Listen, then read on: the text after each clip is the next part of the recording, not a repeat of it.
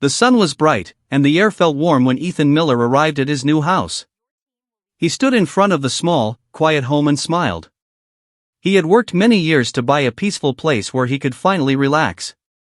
The neighborhood looked friendly, the streets were clean, and birds were singing. Everything seemed perfect. Or at least, that's what he thought. Ethan carried the first few boxes into the house and felt proud. After living in busy cities and working long nights, this calm suburban neighborhood felt like paradise. Children played in the distance. A few neighbors waved politely. The lawns were trimmed, and the houses looked almost the same, like they were copied from a magazine. But then, the peace suddenly changed. As Ethan stepped back outside to get another box, he noticed a woman staring at him from across the street.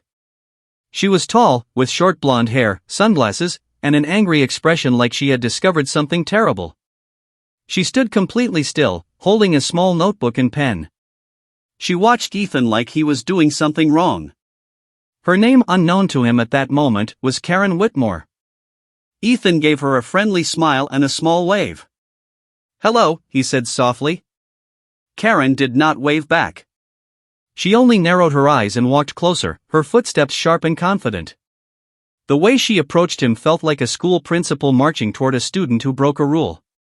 "Excuse me," she said in a firm tone. "Are you the new homeowner?" "Yes," Ethan replied politely. "I just moved in today." Karen took a deep breath as if preparing to deliver very important news. "Well," she began, "this neighborhood has rules. Strict rules. And we expect everyone to follow them." Ethan blinked. He wasn't even fully moved in yet. "Of course," he said. "I plan to follow all the rules." Karen nodded, but her expression didn't soften. She looked him up and down as if judging every detail, from his shoes to his car. "Your truck is a little loud," she said suddenly. "We don't allow loud vehicles here." Ethan turned to look at his truck. It wasn't loud at all. In fact, it was a normal, quiet pickup. But Karen stood there waiting for him to apologize. "Oh," he said calmly. "I didn't know. I'll be careful." Karen wrote something in her notebook. Ethan felt a small shiver across his shoulders. Something was off. Most neighbors introduced themselves with kindness. But Karen's first words were warnings. She acted like she was the president of the whole neighborhood. The truth was, she believed she was.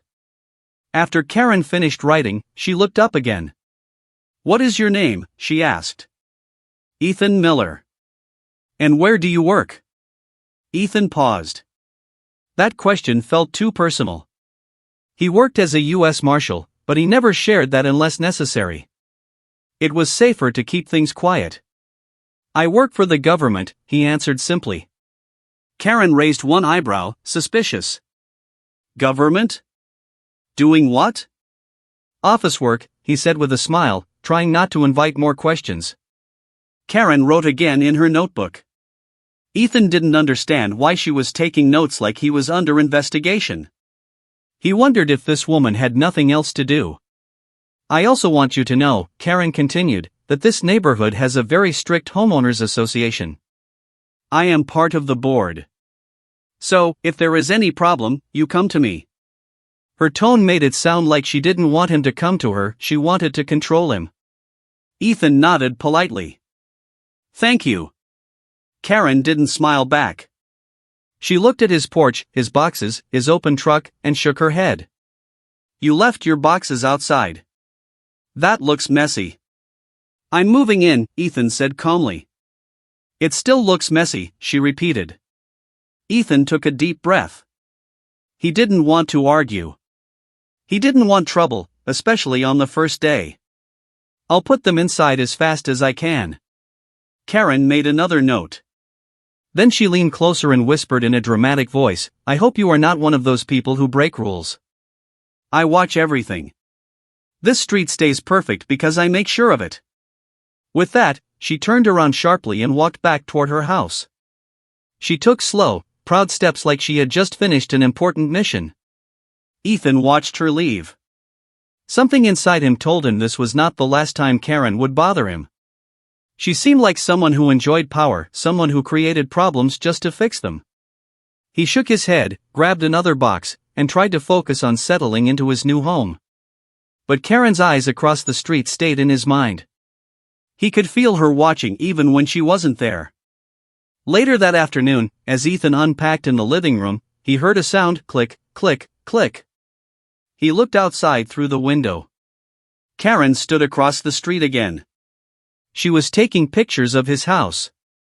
Not in a normal way. She took pictures from many angles, moved closer, adjusted her camera, then wrote something in her notebook again. Ethan sighed. He knew this wasn't normal neighbor behavior. Something told him this woman would cause trouble. Big trouble. He didn't know how far Karen would go, but he soon would. Because this was only the beginning. And Karen had already decided she didn't like him. Ethan woke up the next morning hoping the strange encounter with Karen was just a new neighbor misunderstanding. Maybe she was having a bad day. Maybe she wasn't always that intense. But when he stepped outside to get the morning air, he saw something that erased all hope. Karen was already awake. Already outside. Already watching him. She stood on her porch with a pair of binoculars hanging around her neck like she was part of some neighborhood spy agency. When she saw Ethan, she gave a quick stiff wave, then immediately lifted the binoculars and looked straight at his driveway. Ethan blinked slowly. Seriously? At 7 a.m.? He pretended not to notice and walked toward his mailbox. When he opened it, his eyebrows rose. Inside was a piece of paper. Not a letter. Not a welcome note. A warning. A printed HOA violation notice with his name, address, and an official-looking logo. At the bottom, there was a signature: Karen Whitmore, HOA Enforcement Team. Ethan read the rule he had apparently broken. Violation: leaving moving boxes visible for more than 12 minutes. 12 minutes? Ethan whispered, confused. He had never heard of such a rule.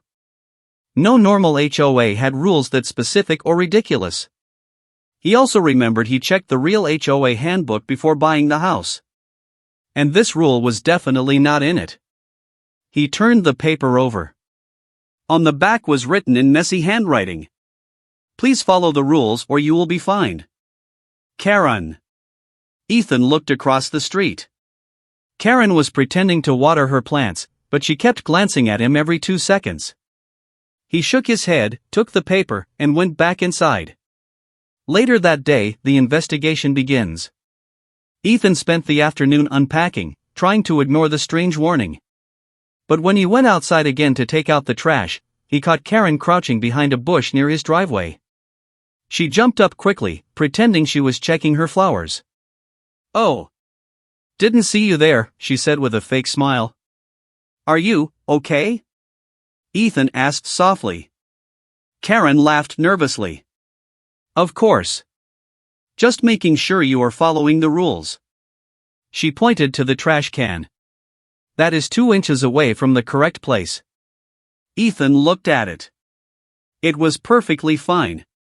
Completely normal. But Karen stared at it like it was a crime scene. "I'll move it," Ethan said calmly, even though he didn't want to. She watched every inch he moved it, nodding like a strict judge in a competition no one asked to join. When he finished, she wrote again in her notebook. Ethan had seen obsessive people before on cases he worked as a marshal, but never someone obsessed with garbage can placement. Karen escalates. By the end of the week, her behavior moved from weird to disturbing. Every morning she placed a new HOA violation in his mailbox. Grass too green. Garage door open for longer than 30 seconds. Bird feeder attracting incorrect species. Footsteps too loud at night. Footsteps? Inside his own house? There was no way she could hear that. Which meant only one thing: she must be listening or watching from outside. One night, Ethan noticed a shadow outside his window. When he peeked through the curtain, he saw Karen holding her notebook, staring at his house like she was mapping enemy territory. Even for a marshal with years of experience dealing with strange people, this was new. Very new. The fake power. What bothered Ethan the most was how confident Karen was. She acted like she wasn't just a neighbor, she acted like she was the law of the entire street. She often talked loudly to other neighbors, telling them she was the top HOA enforcer. Some believed her. Others rolled their eyes. But everyone walked carefully when she was around. One afternoon, Ethan overheard her talking on the phone outside. No, trust me. He thinks he can break rules. But I control this neighborhood. If he steps out of line, I will get the HOA police involved. HOA police? Ethan frowned. That wasn't a real thing. Not anywhere. But Karen said it with so much confidence, it sounded like she truly believed it. Ethan's quiet strategy. Ethan didn't want to show anger. He didn't want a direct fight. He had learned long ago that angry people love reactions. And Karen seemed like someone who lived on drama. So Ethan chose a different path. He started collecting evidence. Every warning. Every fake violation paper. Every picture of her taking pictures. Every video the security cameras captured of her sneaking around. He saved it all in a folder on his laptop labeled Neighbor Situation. He didn't know why, but his instincts told him he would need it soon. Karen makes a dangerous move. On the 7th day, something happened that changed everything. Ethan returned home from grocery shopping and found Karen standing in his driveway, blocking the way. She held her notebook in one hand and a tape measure in the other. I measured your grass, she said angrily. It is half an inch too long. Ethan stared at her, then at the grass. It looked fine, better than fine. But Karen's face was red with anger. I'm giving you an official warning, she said. And next time, I will take action. What kind of action? Ethan asked calmly. Karen smirked. The HOA police. They listened to me. Ethan didn't reply. But something inside him tightened. This wasn't just annoyance anymore. It was turning into something darker. Karen was obsessed. And obsessed people were unpredictable. The way she stared at him that evening, it wasn't the stare of a neighbor. It was the stare of someone preparing for a personal war. A war Ethan didn't ask for. But one he was now forced into. Because Karen wasn't done. She was only getting started. 3 days passed, and Ethan tried to live a normal life. He unpacked, cleaned his garage, set up his garden chairs, and even painted one wall in the living room. But no matter what he did, he could never escape the feeling that he was being watched. Because he was being watched. Every time he glanced out the window, Karen was there. Sometimes she pretended to sweep her driveway, though she swept the same spot for 20 minutes. Sometimes she walked her dog, though the dog looked confused because they never moved more than 5 steps from Ethan's house. Sometimes she acted like she was checking her mailbox 8 times in 1 hour. But she always had her notebook. Always writing. Always collecting something. And then the new violations began. The first fake violation. One morning, Ethan found another paper in his mailbox. But this time it wasn't printed. It was handwritten in dramatic, angry handwriting. Violation number 14, your house paint is too bright. It disturbs community harmony. Ethan stared at the paper and actually laughed. His house was painted in a soft cream color, the same color as 5 other houses on the block. But Karen didn't care about truth. She cared about control. He tossed the paper inside and went on with his day.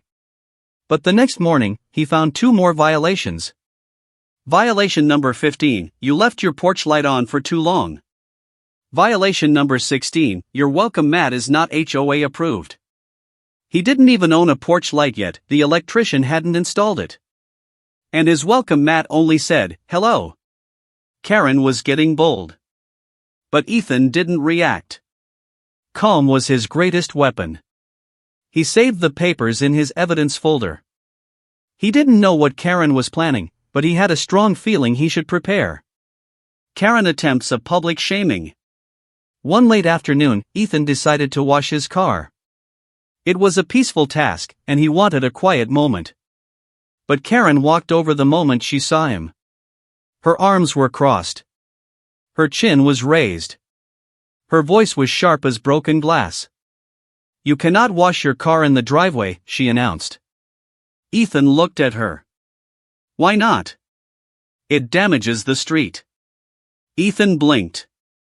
"With water?" "Yes." "Water is dangerous," she snapped. Her voice cracked halfway, showing she didn't even believe herself. Ethan stayed calm. "I read the HOA handbook. It says nothing about car washing." Karen's face twitched. For a moment she looked like a robot that just heard the wrong command. She took out her notebook and scribbled several angry lines. "I will add it," she declared. "You can't add rules on your own," Ethan replied gently. "Oh yes I can," she said dramatically. "Because I make sure this community stays safe." Then she started shouting so the whole neighborhood could hear. "If you break one more rule, one more, I will take action." A few neighbors peeked through their windows. A man watering his grass stopped mid-sprinkle. A little girl froze on her scooter. Everyone knew Karen was dramatic, but this was different. She was challenging him. Calling him out publicly. Ethan simply placed his bucket down and walked inside. Losing his temper would only feed her. Karen wanted a reaction like a fire wants gasoline. She didn't get one. And that made her angrier. Karen's team of helpers. Over the next 2 days, Karen tried a new strategy, gathering people. Ethan noticed two middle-aged neighbors, Mr. Dalton and Mrs. Pierce, spending more time around Karen. She whispered to them in low voices. They nodded like soldiers receiving orders. And soon, they joined her mission. One morning, Ethan was trimming a small bush when the two neighbors approached with Karen walking behind them proudly. "Your bush is too tall," Mr. Dalton said. Ethan looked at it. The bush was knee-high. Mrs. Pierce added, "And your driveway is too clean. It looks suspicious." "Suspicious?" Karen smirked like a villain in a movie. "We are all watching you," she said. "You cannot hide forever." Ethan felt the situation shifting from annoying to unsettling. This wasn't just Karen anymore. She was building a group. An audience. A little army of bored neighbors who loved drama. Ethan didn't respond. He took a picture of the scene from his phone without them noticing. More evidence. Karen crosses a line. The next fake violation was different. It wasn't a complaint about grass, or lights, or bushes. It was personal. Ethan found it taped to his front door in bright red ink. Violation number 22, suspicious activity detected. You leave your house at strange hours. You might be dangerous. Suspicious activity? Ethan left his house at different hours because of his U.S. Marshal work schedule. He didn't tell anyone what he really did, but he didn't hide when he left. Yet Karen acted like she discovered a criminal. But this paper wasn't the scary part. The scary part was the message written at the bottom. You think you can hide who you are. But I know. I always know. For the first time in days, Ethan felt a chill. Karen wasn't just obsessed. She was convinced he was a threat. She was building a story in her mind. A dangerous story. He stood on his porch, holding the paper, and looked across the street. Karen was staring. Not with anger this time. With certainty. Like she had already made a decision about him. A decision she planned to act on soon. Because that night, Ethan heard her talking loudly on the phone outside. Yes. Yes. I'm ready. If he breaks one more rule, I will call them. The HOA police. They will take him away. HOA police again. This time she sounded absolutely sure. Something bad was coming. Very bad. And Ethan had no idea yet that Karen wasn't just talking. She was planning. Preparing. Calling people. Setting a trap. A trap that would soon bring two dangerous strangers to his doorstep. For the next few days, Ethan tried to stay focused on his work, but something about the neighborhood felt different. The air wasn't peaceful anymore. It felt heavy. Quiet. Too quiet. Even the neighbors acted differently when they walked past his house. Some avoided eye contact. Some whispered as they hurried by. Some stared with pity like they knew something he didn't. Karen had been busy. Her whispers were spreading like wildfire. Ethan could sense it. Something was building. Something planned. Something dangerous. Karen's voice in the night. One night, just after 10 p.m., Ethan stepped out onto his porch for fresh air. The moon was high, and the streetlights cast long shadows. Most houses were dark. Calm. Sleeping. But then Ethan heard it, Karen's voice. Sharp and angry. She was behind her house, near the back fence, talking to someone on the phone. She didn't see Ethan standing outside, listening quietly in the dark. Yes, I'm serious, she whispered loudly. He's dangerous. I can feel it. She paced back and forth, her silhouette frantic. I saw him leave at 3 a.m. last week. Only criminals leave at that hour, or spies. Ethan rubbed his forehead. He left at 3 a.m. because he had an urgent Marshal call. Karen continued, louder now. No, don't say I'm paranoid. I know people. I can read them. And he is hiding something. Something big. Pause. Then her voice dropped even lower. Yes. I want them to come. The HOA enforcement team. The police. The special officers. Whatever you call them, send them. Ethan frowned. HOA enforcement team? Special officers? This wasn't just gossip anymore. Karen was planning something real. He quietly stepped back into his house, closed the door without a sound, and sat in the dark living room. A strange feeling settled in his chest, a feeling he had only felt on dangerous missions. The feeling of a threat forming. One that pretended to be harmless. Karen builds her story. The next day, Karen started making public announcements, loud ones, like she wanted the entire street to hear. She didn't even bother whispering anymore. As Ethan watered his small garden, Karen stood across the street talking to two neighbors, Mrs. Pierce and Mr. Dalton. Her voice carried clearly. I saw him last night, she said dramatically. Sneaking around. Checking every house. Taking notes. Ethan almost laughed. He wasn't even outside last night. Mrs. Pierce gasped. Mr. Dalton shook his head like a disappointed father. Karen continued, I'm telling you, he's dangerous. And I won't let this neighborhood be ruined. Ethan stayed quiet, pretending not to hear. But he saw the way the neighbors looked at him, a mix of fear and curiosity. Karen smiled proudly. Her plan was working. People were believing her. Strange footsteps at midnight. 2 nights later, Ethan heard something outside. It was close, very close. Soft footsteps on gravel. Slow. Careful. He stood from his desk and walked to the window, keeping the lights off. He saw shadows. 2 people. Standing near his truck. One was Karen. The other was a man Ethan had never seen before, tall, wearing a dark jacket, cap pulled low. Karen pointed at Ethan's house as if giving instructions. Ethan quietly activated his security cameras and recorded them. He watched as Karen handed the man a small envelope. The man opened it, counted money, then nodded. Ethan's mind sharpened instantly. This wasn't HOA business. This wasn't neighborhood drama. This was Karen paying someone. For what? Why was she hiring strangers? He stayed silent and continued observing. The man spoke to Karen in a low voice, but Ethan could read his body language: aggressive, confident, not afraid of breaking rules. This wasn't a neighbor. This wasn't someone harmless. After a moment, the two walked away quickly, disappearing into the dark. Ethan felt a knot tighten in his chest. Something serious was happening. Karen's threat becomes real. The next morning, Ethan received a new violation notice.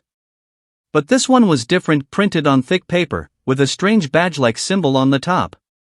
Final notice. Violations are now severe. You will be visited by HOA enforcement officers. Underneath was Karen's signature, but also the signature of someone else.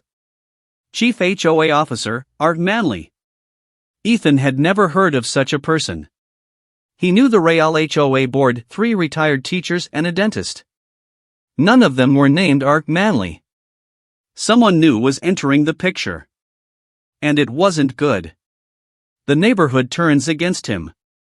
Around noon, Ethan went outside to get a package. He noticed several neighbors gathered on the sidewalk, whispering. When he walked past them, they stepped aside nervously. "He's the one," someone muttered.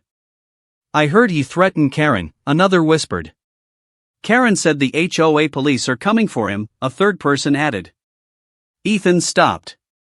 "Who told you that?" he asked calmly. But they didn't answer. They just walked away quickly. Karen stood at the end of the street with her notebook pressed against her chest, smiling in quiet victory. Ethan's jaw tightened. She wasn't just spreading rumors. She was creating a case against him. A fake case. A dangerous case. One she believed in completely. Karen declares final step. Later that evening, Ethan watched from his kitchen window as Karen held a small meeting with 5 neighbors. She stood in the center, pointing toward Ethan's house like a general explaining a battle plan. He couldn't hear every word, but he caught pieces. He won't listen to rules. He's hiding something big. We must protect our community. The officers will take him tonight or tomorrow. Ethan leaned back slowly. Officers. Tonight. Or tomorrow. Something big was coming. Something Karen had been preparing for. This wasn't just an argument anymore. Karen had turned it into a mission, her mission. A mission to remove him. And she believed she finally had the power to do it. Because she didn't know who Ethan really was. And she didn't know what would happen when her fake officers arrived. But very soon, she would. The morning started strangely quiet, too quiet. No birds. No kids playing. No car doors closing. Just a still, heavy silence floating through the neighborhood like fog. Ethan felt it the moment he stepped outside. Something was coming. Something Karen had been preparing for. And today, she was ready. Across the street, Karen stood on her porch wearing a bright blue blouse, her hair perfectly brushed, and her notebook clutched tightly in her hands. She wasn't glaring this time. She wasn't angry. She was excited. Terrifyingly excited. It was the smile of someone who believed victory was already in her pocket. Ethan kept his posture calm, but his instincts sharpened. Years of Marshal training told him one thing. This is the calm before the storm. The SUV arrives. At exactly 11:04 a.m., a black SUV turned the corner and rolled slowly into the neighborhood. It had no license plate on the front. No official decals. No clear markings. Just tinted windows. And a loud, heavy engine. That didn't belong to any official HOA vehicle, because HOA vehicles didn't exist. Karen straightened up like a soldier at attention. "They're here," she whispered dramatically to herself.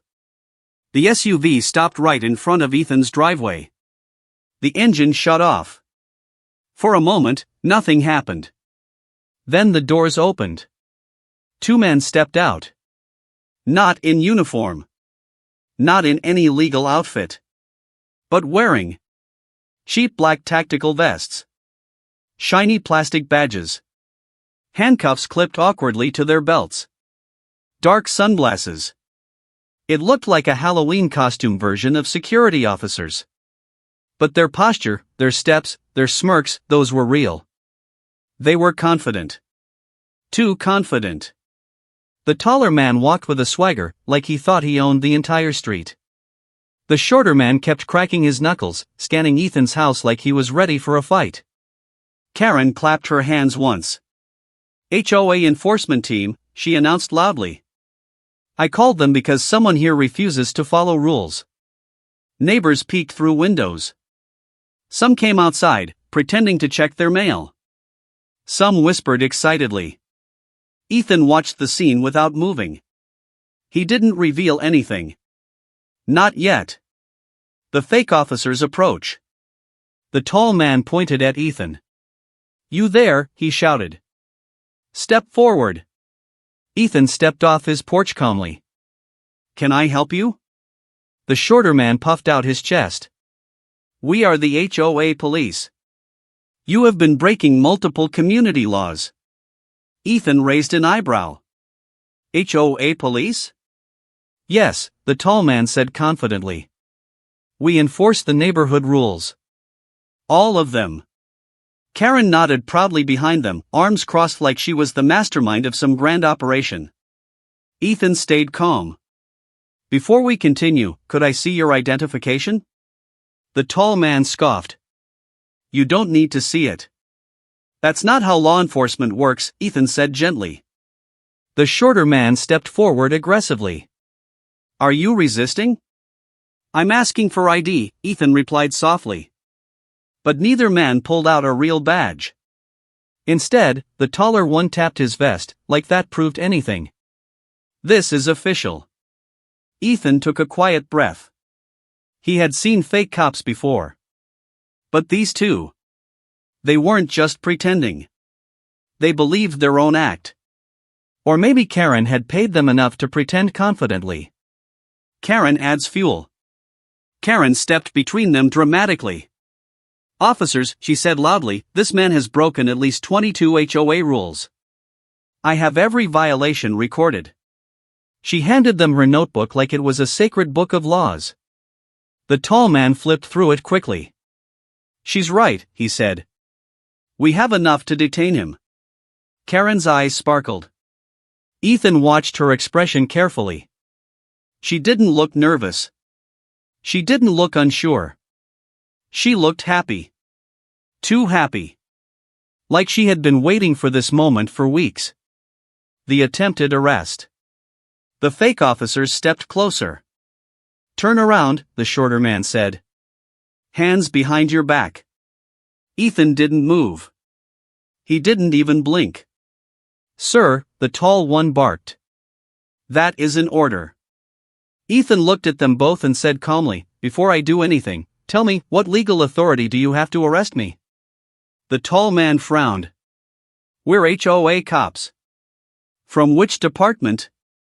Ethan asked. The shorter man hesitated. The neighborhood. Enforcement. Bureau. Which city? Ethan asked. This one, the shorter man snapped. Ethan kept his tone neutral. And who trained you? The two fake officers glanced at each other nervously. Karen jumped in. It doesn't matter. Just arrest him. But Ethan wasn't done. He stepped closer, his voice steady and controlled. What's your badge number? The taller man opened his mouth, then closed it again. I don't have to tell you, he muttered. Ethan tilted his head slightly. You do. Every law enforcement officer must identify themselves. The shorter man's confidence cracked. Listen, just turn around. Ethan's eyes sharpened. His posture straightened. And he spoke in a calm, chilling tone. Before you continue, you should know something. Karen stopped smiling. The officers froze. Ethan reached slowly into his back pocket, not fast, not threatening, just controlled, and pulled out a leather badge holder. He opened it. The gold badge glimmered under the sunlight. Not plastic. Not fake. Real. U.S. Marshal, Department of Justice. The taller fake officer stumbled back. The shorter one turned pale. Karen's smile broke instantly. Ethan's voice dropped low, steady, and razor-sharp. You two are impersonating federal officers. That's a felony. Silence fell over the entire street. A thick, heavy silence. Neighbors stepped out of their houses, eyes wide. Karen gasped. That badge is fake. He's lying. Ethan held the badge closer to the two men. You can check it. It's real. Neither officer moved. They were frozen. Caught. Exposed. And Karen felt it too. Her face turned red, then white, then red again, like a glitching traffic light. Because her perfect plan was collapsing right in front of her. And Ethan wasn't angry. He wasn't shouting. He wasn't panicking. He was perfectly calm. Which terrified everyone even more. The street fell silent. Even the wind seemed to stop blowing. Every neighbor who had been peeking from windows or hiding behind curtains froze in place. Their eyes were wide, their breaths shallow. Karen's smile had completely disappeared.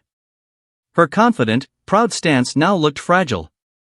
She gripped her notebook tightly, but it trembled in her hands. Ethan didn't move aggressively. He didn't yell. He simply held the gold U.S. Marshal badge in front of the two fake officers.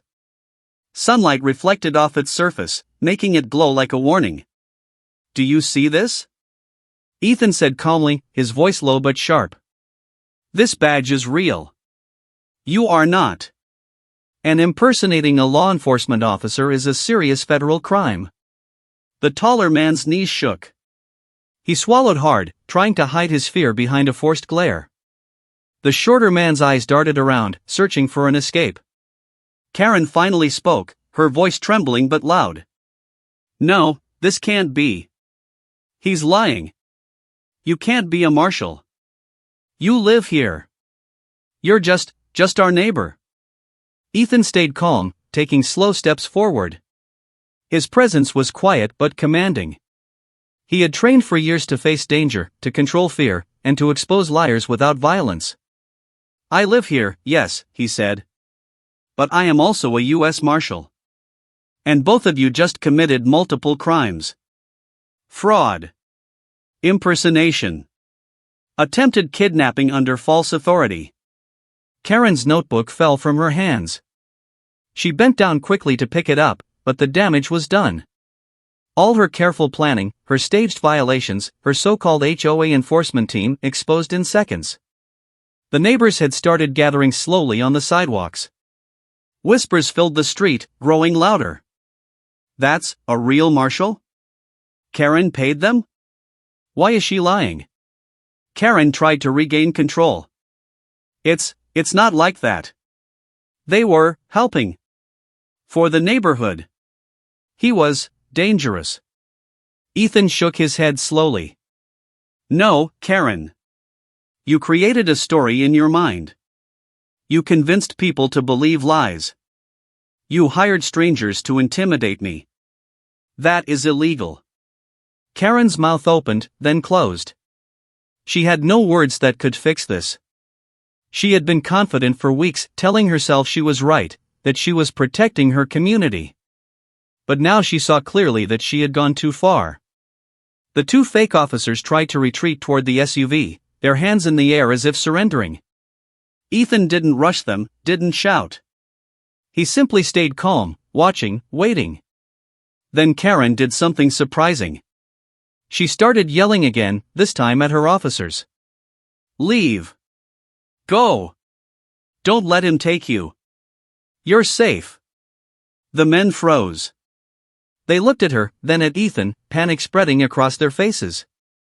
Ethan took a step closer and said clearly, call the real police or you will be arrested immediately. You know your actions are crimes. This is your last warning. The taller man nodded frantically, and the shorter one stumbled backward toward the SUV. Without another word, they jumped in and sped off. The tires screeched on the asphalt, leaving behind a cloud of dust and a sense of chaos. Karen stood in the middle of the street, completely alone now. Her face was pale, her hair messy, and her notebook clutched to her chest.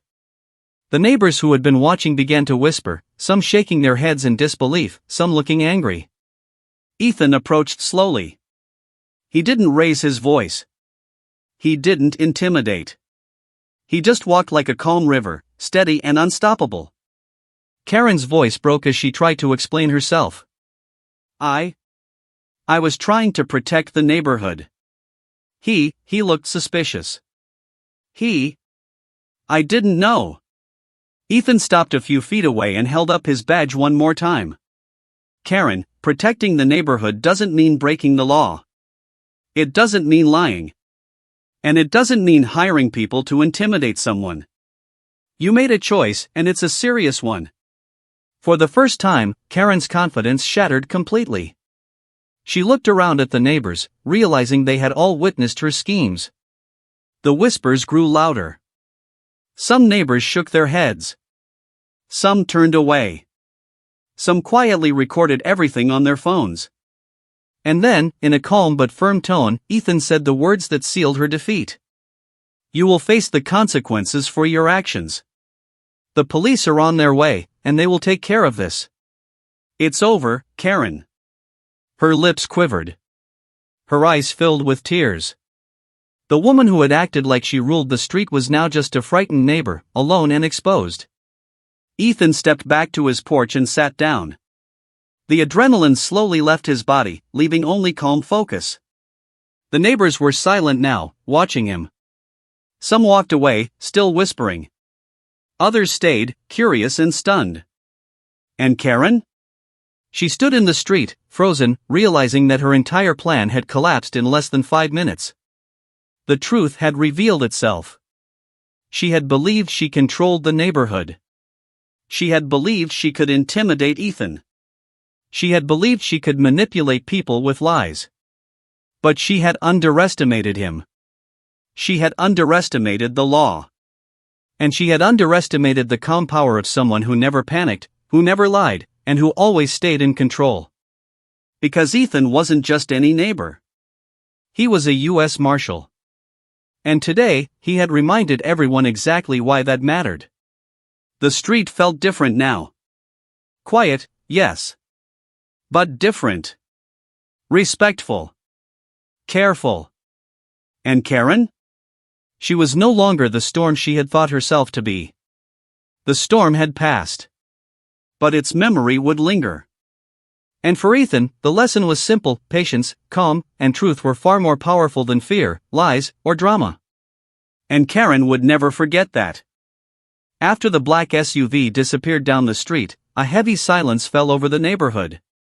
For the first time in weeks, the calm air felt safe, but tense.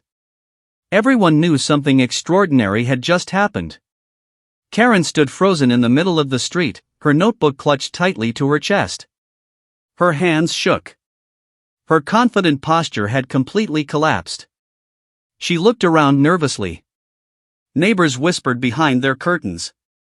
Some filmed with their phones. Some just stared in disbelief. Ethan remained on his porch, calm as ever, holding his U.S. Marshal badge discreetly in his hand. He didn't shout. He didn't call attention. He simply waited. Because he knew the next steps had to be handled carefully.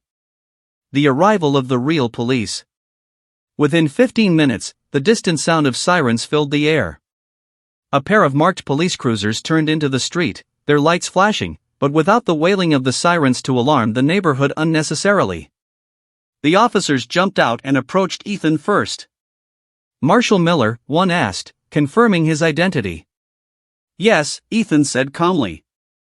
They're here, both the fake officers and the person who hired them. The officers looked at him and then turned to Karen, who immediately stiffened. Karen Whitmore, one officer asked in a firm, professional voice. Karen's lips quivered. They were just helping me, she stammered.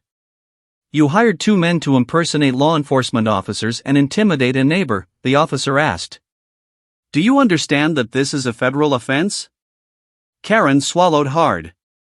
She tried to argue, but her voice shook. I was protecting the neighborhood. He was suspicious. I didn't know it was wrong. The officers exchanged a glance and shook their heads. Ms. Whitmore, you knowingly broke the law. You created false documents, you hired people to intimidate someone, and you tried to manipulate witnesses. We need to take you in.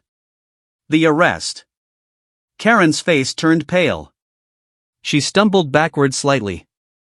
Neighbors gasped. She tried to protest again, raising her arms as if to defend herself, but the officers moved swiftly and professionally. One handcuffed her calmly while the other read her rights.